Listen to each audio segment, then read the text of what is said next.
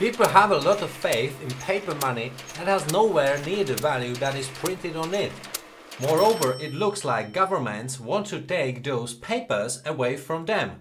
In today's video, let's take a look at the use of cash in everyday life. Since when do people use cash?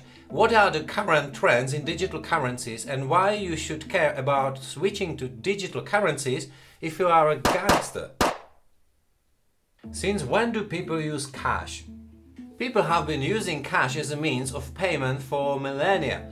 There is evidence of coinage dating back to ancient Greece, where coins were made of gold, silver and copper and used as a medium of exchange. Similarly, coins were used in Rome, Egypt and other civilizations.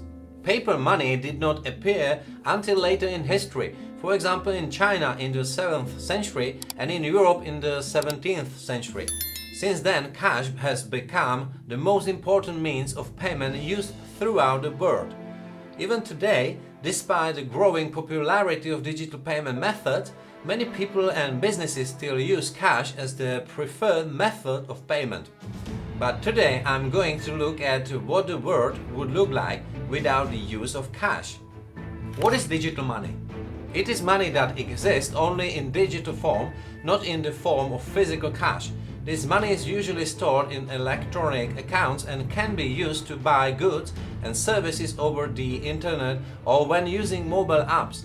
Digital money differs from traditional banking transactions because it does not require an intermediary, a bank. This means that digital money can be transferred more quickly and cheaply around the world. Some of the most famous digital money is Bitcoin, which I made a video about recently, and other altcoins like Litecoin, Ripple, Ethereum. These digital currencies have specific characteristics and different uses and can be used to make financial transactions. I also made a video about altcoins recently. Check it out here. Probably like everything in life, digital money has advantages and disadvantages.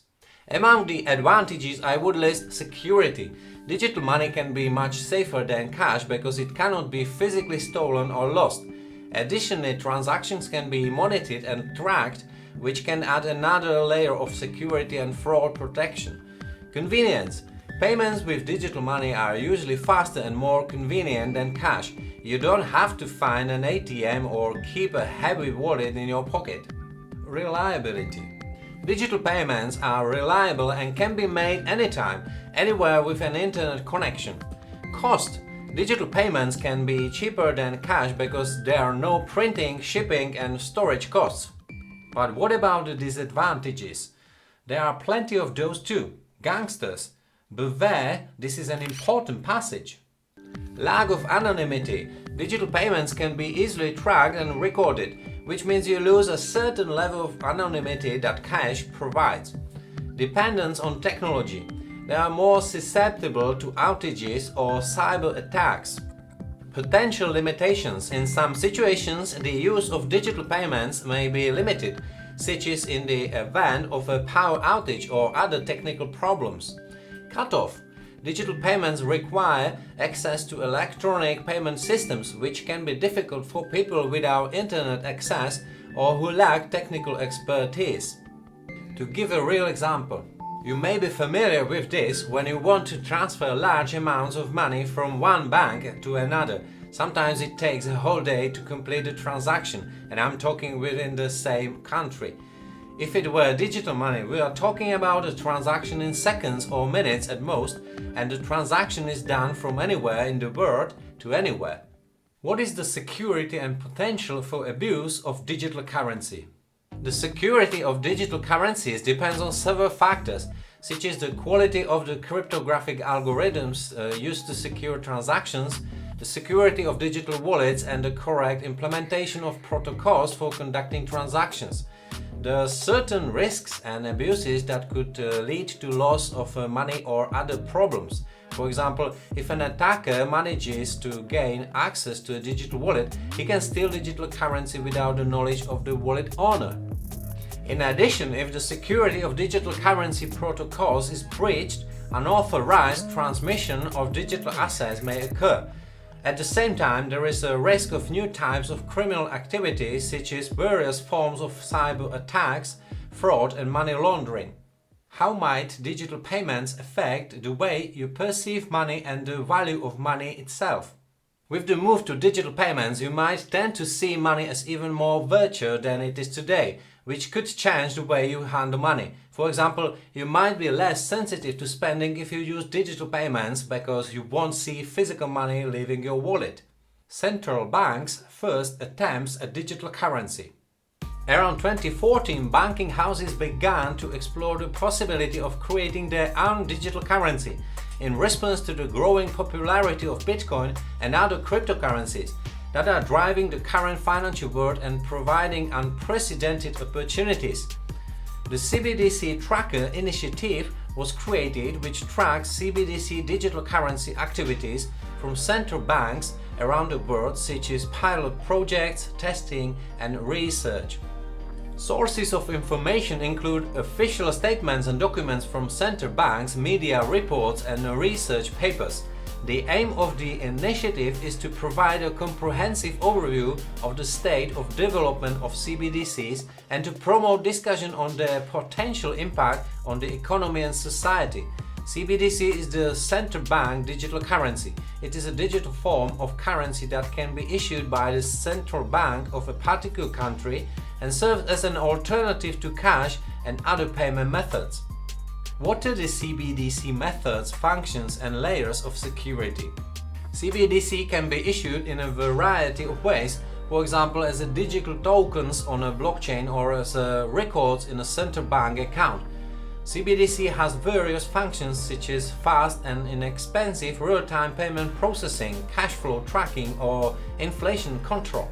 CBDC can provide an additional layer of security and fraud protection as it is issued by a central bank and can be regulated and monitored. US CBDC is a digital form of the US dollar that may be issued by the US Federal Reserve in the future. What impact will the introduction of CBDC have on the world economy? Particularly given the importance of the US dollar as a reserve currency, CBDC can be used as an alternative to cash or other digital payment methods and allows banks and merchants to process payments in real time without the need to use existing payment systems. Which countries have introduced CBDC to cash? Some countries have already started issuing or testing CBDC. For example, China has issued a digital yuan and is testing its use in several cities. In addition, the Bahamas is the first country to successfully issue a CBDC called the Sand Dollar. Other countries such as Sweden, Canada, Singapore, South Korea and many others are considering or testing the possibility of issuing their own CBDC. However, most countries are still in the process of preparation and research and so have not yet issued their own CBDC. There is a page for an online overview of CBDC usage. As you can see on the map, CBDCs are underway all over the world. Some countries are in pilot, research, development mode, some are inactive and some countries have terminated the CBDC project. On the left, click on Launched. 11 countries launched CBDC. These are the Bahamas, Jamaica and Nigeria. When you select Pilot, you see that 18 countries are piloting: India, China, Russia, etc. Will it replace cash in the future of the world economy? Personally, I think this is one of the humanity's next milestones alongside the use of clean renewable energy, the development of artificial intelligence, and all CRISPR's genome editing capabilities. Most people are already using NFC, near-field communication, on a daily basis when making payments with their mobile phones or watches. The recent COVID-19 pandemic has contributed significantly to this. More and more people are turning away from physical handling money and this trend will continue to deepen. I'm therefore convinced that the transition to digital currency will become a reality within a couple of decades and it will become a normal part of our lives worldwide. Unless you are a gangster, you probably have nothing to worry about. invest wisely, and have a good time.